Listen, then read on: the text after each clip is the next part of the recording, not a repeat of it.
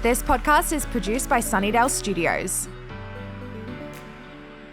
I begin today by acknowledging the traditional custodians of the land on which we record this podcast today and pay my respects to their elders past and present. And I was like, fuck your friends. If this is going to make you feel better, do it. I remember posting my bum for the first time, the bum I used to hide because it was saggy and stretch marked. You were also hot as fuck, must say. I shit in my handbag, shut the handbag, put it in the corner. That is so unladylike. Welcome back to So Unladylike, your weekly dose of chat with no fluff, no filter, and no fucks given. If you're watching this on YouTube, you will see that our surroundings are new and improved, a little bit different. Today marks our very first episode recording with Sunnydale Studios. I am so pumped to have these guys producing So Unladylike. My co-host today is Indiana Reed, owner of Naked Curve, size inclusive lingerie label, lipedema warrior, and someone who is very honest and open about her own plastic surgery procedures, very unfiltered, very inappropriate, and a bloody good time. So I'm excited to have you on.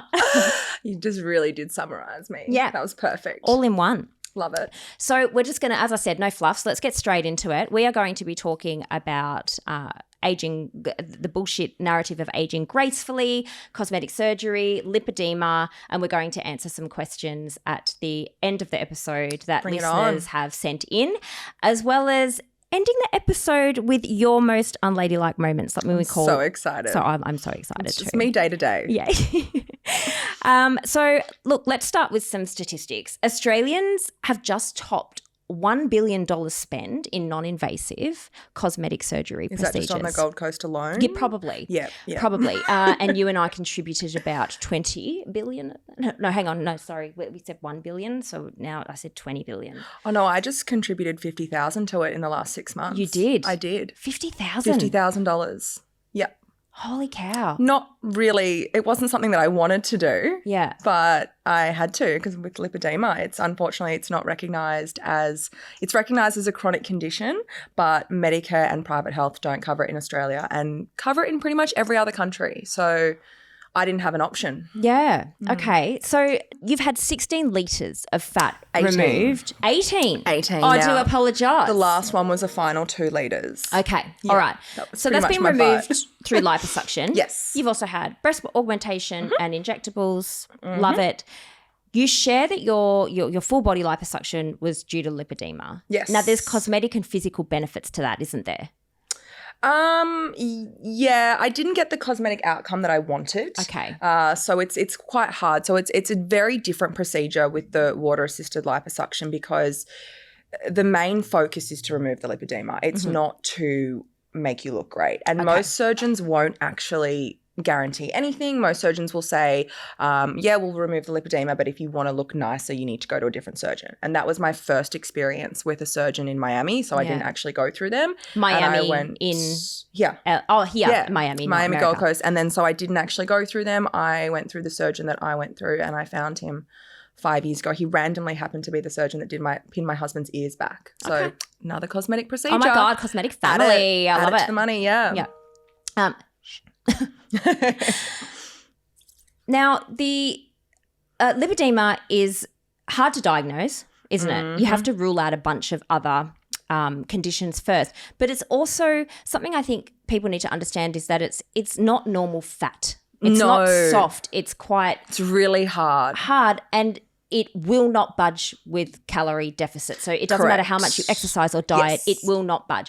Your weight will change in the areas of your bodies where lipedema does not exist. And for women, it typically affects the lower half of the body, doesn't it? Yeah, lower half and also arms. So people with lipedema generally have quite a small waist and they get misdiagnosed as just being obese. And the reality is it doesn't have anything to do with food consumption. Obviously, if you have this kind of genetic condition, it's ideal to, stay in control of your weight. Yeah. But once it starts to grow in your body, it's like a bushfire and it just doesn't stop. So I was training, when I met you, I was training like crazy. I was eating really well, but I was I think I was like 96 kilos and I usually sit around 74. I'm 74 now and it was You were also hot as fuck, growing. Must say. Thanks, I remember when you said that you were getting surgery, I was just like, why? You know, because I mean, Yeah. you just I couldn't stop the growth of it, and that's what was scaring me. And I saw a lot of people that have lipedema who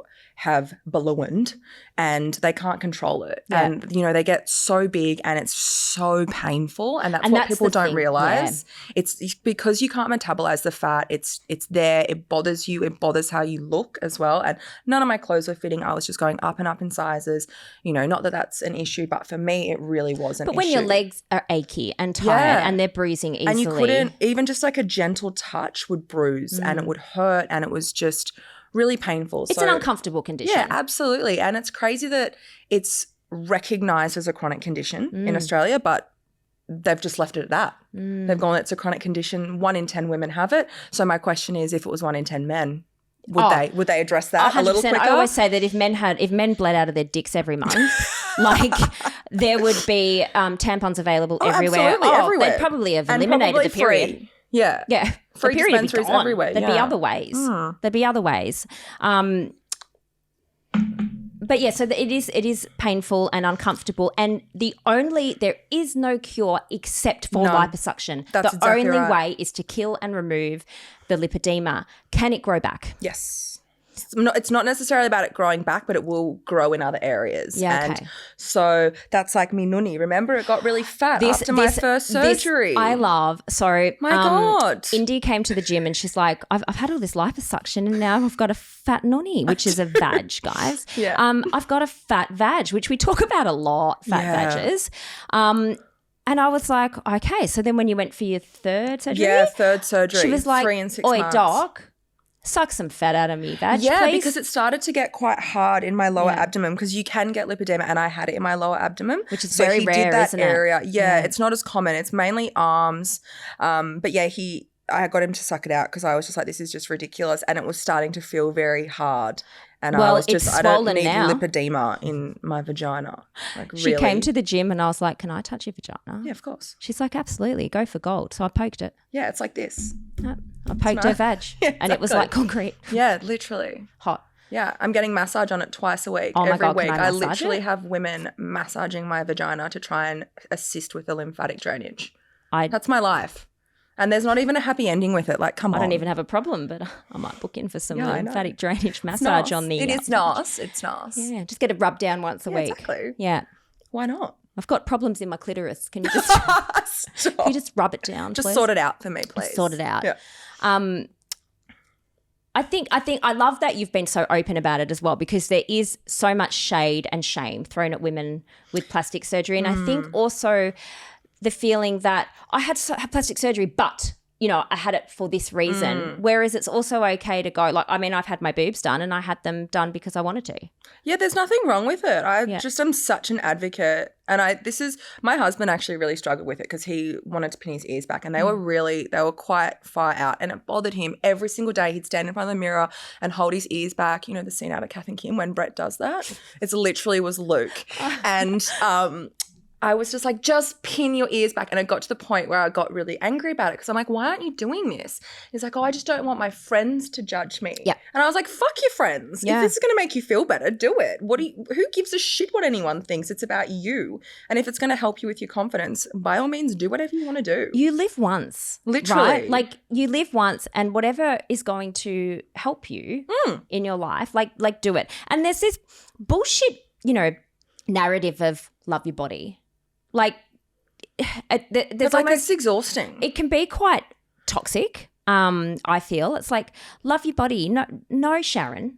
I can accept my body. I can love it for what it does for me. I can love myself, and I can also change my body if I want to. Yeah. Do you love your toes or your elbow? Or no, you accept that they exist. And that's enough sometimes. But you can love your body and still be working on it. Absolutely. Like, you can be a work in progress your entire life. But isn't that self-love sometimes as well? I think so as well. And I personally get so upset around the whole body positive movement, saying that the only reason you can be body positive is if you're big. And I'm like, well, that's not fair. I see so many girls out there who are promoting things like eczema and even just saggy skin, and people are saying things like, oh, well, you know, if you've got to contort your body to get that saggy skin, you can't love your body as much. And I sort of think, like, even when I see your Instagram and I see you're so natural with your body, and I think there's nothing wrong with being in a smaller body and being on a journey of self-love, body acceptance, and promoting that, because people who are smaller go through body issues all the time as well. 100%. And I agree with you and challenge you on something a little bit as well with the body positive movement, because I was very much an advocate for, yes, I exist in a smaller body, but there are people like me who exist in a smaller body with saggy skin and stretch marks who want to feel seen and represented as well. But then I understood that me using the body positive hashtag whitewashed, and when people looked up that hashtag, they were seeing white, small-bodied women, and that's not what the hashtag was created for. It was for bodies that were marginalized. So once I understood that, I'm like, this is not for me. This is not my place. So I do not use that hashtag, but I do claim body confidence, body acceptance, all that sort of stuff, but not body positivity. That's not my place. And I totally understand that. And I think it needs to come from a place of understanding where it originated from. But at the same time, yes, I remember posting my bum for the first time, the bum I used to hide because it was saggy and stretch marked. And someone commented, "You have my bum." And I was like, amazing. Oh, my God. Yeah. You know, we have the same bum. Amazing. Go us with our, you know. I know, and I think that needs to be shown a lot more on social media. And I think where I probably get a little bit caught off guard, and it happens with my business all the time because I use these hashtags, and I think where I get caught off guard is when I see other women just attacking women for using these hashtags or, you know, maybe not being as big. And I just think, aren't we supposed to be promoting love no matter what? And it's only ever women. I never have men ripping the women down on my business page. It's only ever women. And I just think it's that's also not on. I think we can admit as white women, it's definitely typical to white women too. Oh, absolutely. Like, white women tear each other down like nothing I've ever seen. Look at the, we won't go into it, but the Johnny Depp and Amber Heard trial, for example. I have never seen white women so quick to tear another white woman down. And there have been black women in the community commenting just like, y'all are fucked. Like no black woman would do this, you know. And I just think it's really interesting that it's something that as white women we've got to learn. And it's what we do with Journey to Worthy as well, is really encourage that sisterhood that I think we've be lost. better. We don't have to compete with each other. We just have to coexist. And you know, whether you disagree with someone or not, it doesn't mean you have to have a go at them. You and I disagree a lot. Publicly. So much. Yeah. We so disagree much. on the Amber Heard trial. Probably. Which we won't should talk go about into it because I'll be here a while. On another episode perhaps. But for example, the Kardashians, we disagree on that a little bit. Yeah, I'm obsessed with them. But we share our opinions, and quite often we'll say to each other, oh, okay, I can see your point of view. It's never like you're right, I'm wrong type of situation. No, never. And I think that's what needs to change with women too. I completely agree. If you don't want plastic surgery, sweet, good for you. No one's going to pressure you. Don't get it. But if a woman does, you don't need to belittle her or tear her down. Absolutely. And I had a photo reshared by a brand of my body naturally in a bikini, and they were quickly trying to delete comments, but not before I saw one which was just vomit emojis. Like, just leave the comments on there. I personally I love to take them on. to respond, Yeah, I love it. But it was just vomit emojis. And I saw it and it didn't bother me. Honestly didn't bother me. But then it was reshared by the brand Figure. And it was nothing but positive, beautiful comments. Yeah, really interesting, different platform. Yeah, different platform. And of course the vomit emoji was from a guy, by the way. Oh, lovely. But what was interesting that in the comments was, this is what we want to see, a beautiful natural body, no silicone, no injectables, no whatever. And I commented, well, there is some silicone dull. There's also some Botox and stuff, but you know what? That doesn't there's no competition. No one body is better than the other. Doesn't make you any less. So just because one body is all natural doesn't make it better and more deserving of praise than a body that has been however enhanced it wants augmented, to be. That is not less of a woman or less of it. So that but I try and respond gently rather than attacking. I think it's important to educate. So when you see someone who is living in a smaller body or not a marginalized body, using the body positivity hashtag, sometimes just a gentle link to an article that explains maybe a body acceptance would be better. Yeah, maybe try using this hashtag instead, because most of the time people will be, oh my God, I didn't know, so I won't do that again. I stopped using the hashtag too. I totally, I get it. I totally get it. Yeah. I think you're bang on with that. I just think I think your approach is what is needed, because the approach often is quite nasty and people just go on the Angry. defensive immediately and go, well, I'll use whatever I want, Yeah. rather than a gentle approach and go, maybe you could use a different one, and people would go, oh, okay. Well, people Yeah. don't. It's you statements like Yeah. you this, you that. People will always get on the defensive. So I mean, And I no one wants personally to be always wrong. try and use we. Yeah. Because as women, it's we. It's not you against me. It's we. We are in this together, and none of us are Yeah, perfect, you're and we've all absolutely right. learnt stuff. And yeah. And look, I think the other thing apart from body acceptance is, you know, the pressure to age gracefully as a woman. Like, what the fuck does that mean? I like, don't understand age the- like this. Like gracefully, as like a ballerina. What the fuck does that Yeah. mean? I mean, look, I'm all for people who want to age just as is and not change anything on them. I understand the gracefully is about just, I don't know, are you supposed to just let yourself go? Or is it about, Yeah, but see, there's that. Like, There's what is it? gracefully Where's- or let yourself go. but like are they supposed to, do they coexist? Are they the same thing? Because Yeah. that's my question, because, you know, if you get Botox or fillers or do whatever you want to get your boobs done, is that not graceful? well, Is that- I love it when you're due for Botox and you're like, there's movement. No, I've got we cannot have so this. much movement in my head right now. It's and we stressing cannot me have out. it. You're like, you can tell what I'm feeling and I won't have it. Yeah, I don't want people to know what I'm thinking. It's my mask. I freeze it so people don't know that I'm looking. I am really angry right now. Yeah, exactly. I just love Nicole Kidman's head. I love it. It doesn't move. She has no emotion, and I think good on you. See, as That's an what works actress, for I you. think that's quite damaging. But for But her, she gets for those her, roles where she Yeah. just like the Stepford Wives. Perfect yeah, for her. perfect. That's true. Yeah. That's true. But as an actress, I think the expression is needed, and I do notice that But she'll never get those roles Yeah, because of the true. way she looks. she doesn't need them. She's Nicole Kidman. I know, seriously. We love that. Sorry, sipping on my mimosa. I think we can't. We're damned if we do and damned if we don't. As women, 100%. you get the work done, you're ridiculed. You don't get it done, you're ridiculed. Look at Madonna. So Oh. she's had some serious work done. Yeah. She's 60 odd. So she's clearly had a facelift and some fat deposit and those cheeks. Yeah. yeah, But that makes her feel good. and people are like, oh, look at her. She looks like somebody's eccentric grandma now. And I'm like, shut your mouth. I Like think that- it's confronting when you first see it, but I think it's allowed to be confronting. It's about then accepting and not commenting and just going, she's obviously really happy. So I would do things that people would probably judge. Yeah. And I don't want them to, you know, have a go at me. So why should we have a go at other people? She's very happy. The comments are disgusting though. And I'm just like, Mm. stop, guys. Like, it's not your place to comment on her face. She is a human being. Yeah. You don't have to like it. You don't have to want to do it to your own face. But I Are you mean, cool? Madonna's always been about shock value. Yeah, so true. like it's good on her, you know, and she's still making headlines at the age she is. Yeah. She's always gone for shock. So Yeah. maybe this is just another publicity shock.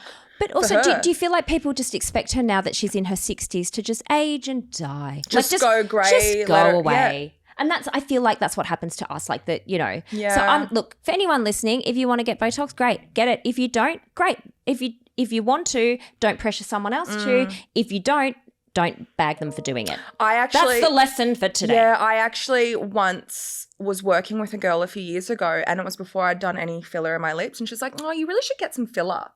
And I will just never forget that comment, and I just thought, why? And she was so much younger than me. Like, I'm 32 now, and I think she's about 26, and she had those lips. Yeah. You know the lips? She I know the had lips. the lips. And I was like, I don't really want to look like you though. And I was really terrified about it when Yeah, I because you're first... terrified of having two sausages for lips. Yeah, and Yeah. I remember when I first went to a nurse, I didn't end up going with her because I went in to see her and she had those lips and I was like, I don't really want that your face. So I didn't go with I her. would like injectables, but I do not want to look like Just you. that dark No look. offense. Yeah. Yeah, and that's fine. It's like going to a bad hairdresser who, if they've got bad hair, you're going to go, Do you know what? When I'm looking for injectables, I always look and make sure that they have varying faces, that they don't only work with influencers, that they Yeah. work with older skin. You're exactly right. Yeah, because So- I want to see, same with makeup artists, I I want to was about to see say makeup that you artists, work yeah. on darker women and that you work on older skin Mm-hmm. because older eyelids are creepier and you need to know Yeah. how to do an eyeshadow. Yeah. on my eyelids. No, you're right. You're exactly right. Okay, so look, we popped a question box up on Instagram, which is at So Unladylike Pod. Now, producer Liv, can you give us one or two of the question, confessions, or opinions that we received? And Indy and I, with our expert knowledge, we don't have any. I'm an expert in little, but I like to look, think it's a that I know friendly a chat. lot. We're going to give some of our friends some advice. I know Let's a little do it. about a lot. Yeah, good, great. Yeah. Okay, all right. So we had someone write in. They said, cosmetic surgery does or does not equal low self-esteem. Do you want to go It first? does not. Well, okay, two things. Lipedema, for me, it was very different. It was not a low self-esteem thing. It was about getting my body back in control and how it looked pre-lipedema outbreak. And I think, if anything, I feel as though it could be the opposite. It could be more like it gives, you could be a super confident person and just go, well, I just want to do a little bit more, and be ballsy enough to go, I want to get my boobs done. And I don't think that's got anything to do with low self-esteem personally. I don't think it equals low self-esteem at all. I think you've got the extremes. I think it's really important with any form of plastic surgery to ensure that there's no body dysmorphia and there's no psychological issues, or that the person's not bringing in a photo of, we'll use Kim Kardashian as an example, Kardashian going, I want that exact body, because you are not that person, and you should not try and look like somebody else, because you are you. And keeping in mind that a lot of those celebrities, we've talked about it before, it's even the PR shots are all fake. I think everyone's got self-esteem issues to some extent, and if something makes you feel better about yourself, whatever that may be, whether it's fake tan, fake eyelashes, getting your eyebrows tattooed, wearing makeup one day, dyeing your hair, cutting your hair, dressing nice. There's so many different things that we do to make ourselves feel better. Who's to say that one's more acceptable than the other? No one. I think you're bang on as well, saying that there needs to be a psychological assessment, and it's definitely a topic for another day, but I think so when I previously went for my first surgery, I actually had to speak to a psychologist. And the doctor made me do it just to ensure I knew what was ahead, because I think a lot of people go in, spend $5,000, especially Thailand, $5,000, get their boobs done. That's what I did. I had mine done in Thailand, and it was like get in, get out. And I was 21. And I was expectations too. Well, my boobs are going to look like hers. Yeah. Well, no, her boobs looked like they looked before she had the surgery. Yours look like yours. So you're going to have a different result. And I feel like it can genuinely actually cause more body dysmorphia when 100%. You have surgery, especially surgery that you're not happy with. And I don't think that they ever cover the risks enough. But I think that that's something that you should touch on another time. Yeah. Because that's a whole... It is risky. Any surgery is risky. You have to take that into account. Yeah. Is it something that's going to serve you enough that you're willing to go under a general anaesthetic, which is a risk every time? And it's not do you regulated. have the means? I think that's important too. Like, if you have the desire and the means to do so, then absolutely, because it is costly and it is an investment. It's super scary that it's not regulated, because you talk about cosmetic surgery. Yeah, you talk about plastic surgery, but not one of my surgeries has been done by a plastic surgeon. So every single one, even my lipedema surgery was done by a cosmetic surgeon who is... I don't think people understand that cosmetic surgeons is just a title. It's like me saying I'm an expert on lipedema. He's actually just a doctor. Can we let's share some information for those listening who don't actually know. There was a recent current affair program that concentrated entirely on the unregulated cosmetic. Your surgeon, I know. I wasn't going to mention that your surgeon was on there. But he's brilliant. The so it just makes me so cranky. Well, I mean, look, you're a case testimony to the amazing work that he's done. But a cosmetic surgeon has no more qualifications than a GP. A plastic surgeon has an extra 13 years more. 13 years, yeah.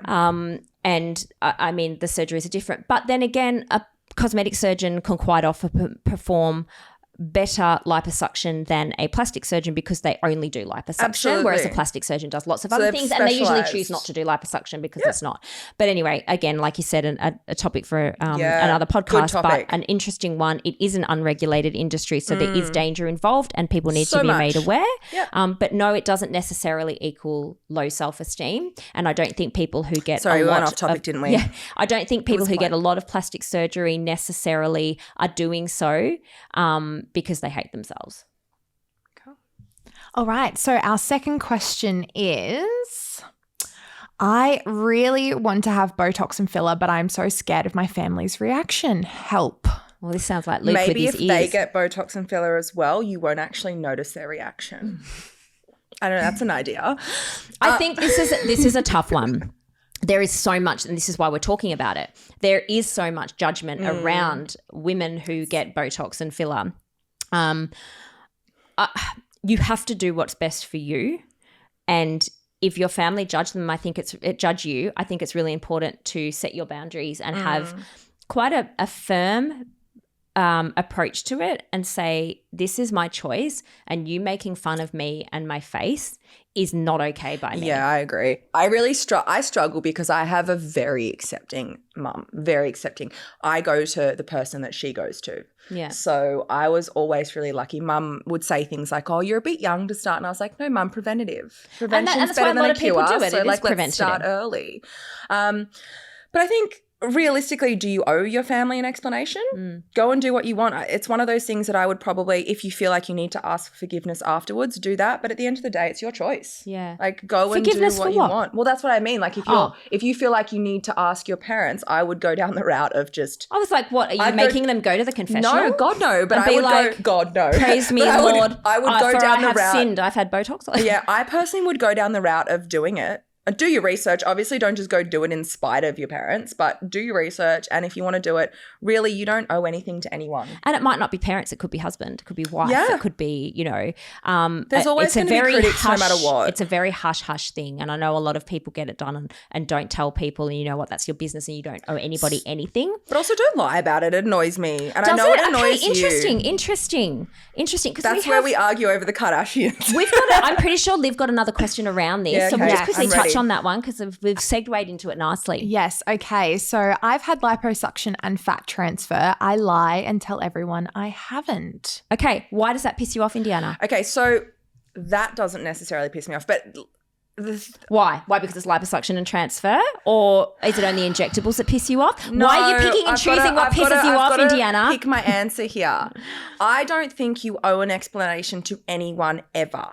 But I think if you have a large platform where people look up to you and idolize you and, you're, I don't know, for example, selling booty workouts and saying that you haven't had a BBL, I kind of think that is false advertising, Okay, and but the what about- ombudsman should have something to say about that. What about Joe Blow down the road?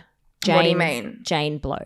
Well, what does she owe? She doesn't owe anything to anyone. But I personally believe that honesty is best policy. But again, in saying that you don't owe anything to anyone at all. So my opinion's similar in the sense that if someone is lying about their surgery to profit of it, it is deceitful. That's what and I mean. It is non-ethical and you for immoral. saying that. So that's not okay in my opinion. But if someone personally wants to go and get surgery and not tell people, it's nobody's business. You are under no obligation to tell anybody. You owe nobody anything. It's your business. You don't have to talk about it. If you are going to, get liposuction, let's say that question came from someone who was selling a booty program and you've had the liposuction and the fat transfer into your bum and you're saying you can get these results by buying my program, bang you on. can fuck right off. No, I agree, and that's where I'm coming from in that. But I don't think like Joe or Jane down the road. Jane Blow. We need to Jane Blow. Joe Get Blow. real creative. Jane, I don't know. Smith. Jane down We'll go the with lane. Smith. But I think It's got a rhyme, Indy. again, you don't have to answer to anybody ever. But when people profit off it, that's when I'm a bit like, I can see what you've done. I can see the scars. Yeah. I can see what's going on there. And also, the question then remains, why do we lie? Is it because we fear the shame and the backlash that's Yeah. going to come from it? And truth be told, that is most likely I've the had reason. loads of people just say to me, oh, so you just got lipo because you wanted it. And I just say, yeah. Yeah. Because I just... Why what do I bother owe? explaining? I don't even owe anyone a story. I know a friend of a friend who she's like, no, I'm not going to exercise. First, please exercise your organs, your internal organs. If they showed on the outside of your body, I'm sure we'd look after them a bit more. But your body. please exercise, move your body for your heart and your lungs. Anyway, thank you. She's like, no, I'll just suck it out. I literally had I'm like, you do you, girl. I literally used to have the same concept but around face routine, like Yeah. moisturizer and cleanser. I'm like, I'll just get filler and facelifts and No, indeed. yeah, because can't be bothered. But I'm skin, so lazy. There's only so much you can do with I skin know, and before you I'm need to learning chop that it now. off, And now that I'm paying for, you know, like laser to remove sunspots, I'm Yeah. learning that maybe I should wear sunscreen. Yeah. Yeah. Can we touch on Definitely. that quickly with the aging? Because my gran, my nan, and my mum all said to me that one day they woke up and looked in the mirror and who they saw was not who they felt on the inside. And I think it's all well and good to tell people to age gracefully. But I mean, our face is changing. Who we look at in the mirror, it's all changing. And I think it's okay to journey. want to, you know, go back to what you feel as well. Yeah. Okay. Now, Indiana, we have a little segment at the end of each episode that we like to call So Unladylike Confessions.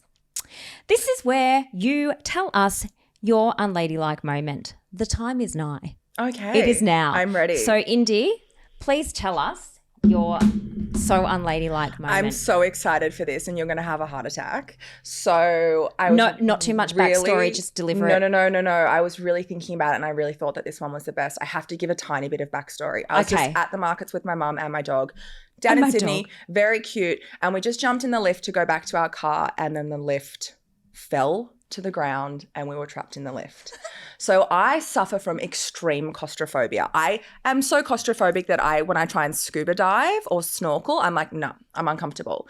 So anyway, I'm having an actual meltdown, sweating profusely, and the intercom's not working. So people are like, oh, we can't hear you, just call us back. And I'm like, I'm going to die in here today. I'm sweating thinking I know, about I'm this. sweating. Oh, And my anxiety is taking over. And then I'm like, I don't feel very well. And my stomach starts to rumble. And I was like, I need a bathroom now. And I'm stuck in a lift, so I can't get out. And I'm looking at mum, and mum's like, are you okay? And I'm like, no, I'm not okay. And I was like, I think I'm about to shit myself, mum.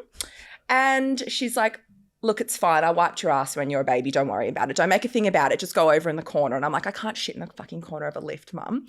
And I looked around and there was no cameras. So I was like, okay. And I'm still looking around. I was like, Mum, I can't do this. I emptied my handbag and I shit in my handbag. Yep.